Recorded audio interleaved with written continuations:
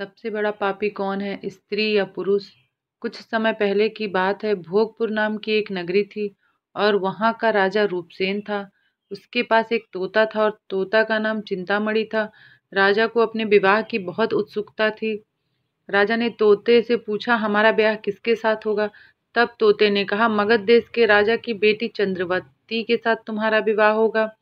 तब राजा ने ज्योतिषी को बुलवाया तो ज्योतिषी ने भी यही कहा जो तोते ने बताया था। और जो मगध देश की राजकुमारी थी उसके पास भी एक मैना थी, उसका नाम सुंदरी था। तब एक दिन राजकुमारी ने पूछा, मेरा विवाह किसके साथ होगा? तो मैना ने बताया, भोगपुर नगर के राजा रूपसेन के साथ तुम्हारा विवाह होगा। और दोनों का विवाह बहुत ही धूमधाम से हुआ और रानी के साथ उनकी मैना आई और राजा रानी ने दोनों को एक ही पिंजरे में रख दिया। एक दिन तोता मैना में लड़ाई हो गई। मैना ने कहा कि पुरुष बहुत ही पापी, दगाबाज और अधर्मी होता है। तब तोता ने कहा, स्त्री झूठी, लालची और पापी होती है। जब राजा रानी ने यह लड़ाई सुनी तो राजा ने कहा, तुम दोनों आपस में क्यों लड़ रहे हो? तब मैना ने कहा, महाराज, पुरुष बहुत ही पापी होते हैं। फिर एक कहानी सुनाई। एक राजपुर नामक एक नगर था, उसमें मोहनदास नाम का एक सेठ रहता था। उसके घर में बहुत दिनों बाद पुत्र ने जन्म लिया। सेठ ने उसकी बहुत अच्छी तरह से पालन पोषण करके उसको बड़ा किया, लेकिन लड़का बड़ा होकर गलत संगत में पड़ गया और वह जुआ खेलने लगा और अपना सब कुछ जुआ में हार गया। इसी बीच सेठ की मौत हो गई और उस लड़के के पास कुछ नहीं बचा था। तब वह अपना नगर छोड़कर चंद्रपुरी नगर पहुंच गया। वहां उस लड़के की मुलाकात एक साहूकार से हुई। वह साहूकार को एक झूठी कहानी सुनाने लगा। उसने कहा कि मैं बहुत बड़ा सौदा करके लौट रहा था। उसी समय समुद्र में बहुत तेज तूफान आ गया और मेरा जहाज वहीं पर डूब गया। मैं किसी तरह वहां से अपनी जान बचाकर निकल आया हूँ। तब साहूकार ने अपने घर में रुकने की इजाजत दे दी। साहूकार की एक बेटी थी, उसका नाम नीलवंती था। उस सेठ ने सोचा, मुझे घर बैठे एक अच्छा वर अपनी बेटी के लिए मिल गया है, और दोनों का विवाह कर दिया और दोनों वहीं रहने लगे। एक दिन सेठ ने बहुत सा धन देकर कहा, अपने घर जाकर नया काम शुरू करो, और दोनों को वहां से विदा कर दिया और उसके साथ एक दासी को भी भेज दिया। रास्ते में सेठ की बेटी ने अपनी पत्नी से कहा कि रास्ते में बहुत लुटेरे हैं, तुम अपने जेवर हमें दे दो। उसकी पत्नी ने ऐसा ही किया। फिर उस लड़के ने दासी को मारकर एक गड्ढे में फेंक दिया और अपनी पत्नी को उसी गड्ढे में धक्का देकर भाग गया।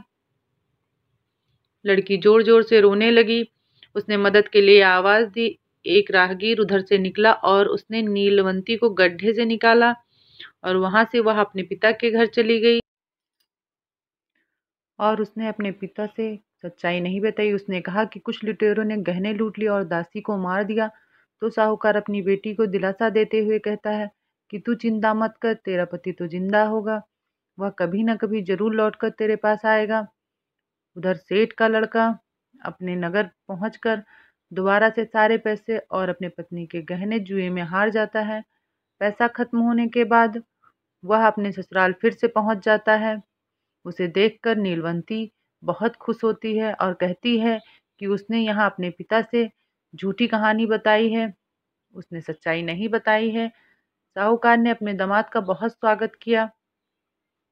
एक दिन साहूकार की तिजोरी से सारा धन चुरा कर ले जा रहा था, तो उसकी पत्नी ने उसे रोकने की बहुत कोशिश की, तो उसने अपनी पत्नी को भी मारकर सारा धन और जेवर लेकर वहां से भाग जाता है।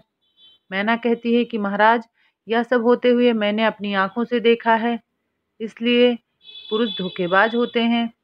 मैना की कहानी सुनने के बाद राजा तोते से कहता है कि तुम बताओ, स्त्री पापी क्यों होती है? तब तोता ने कहा कि कंचनपुर में सागर दत्त नाम का एक सेठ रहता था और उसके बेटे का नाम विजय दत्त था।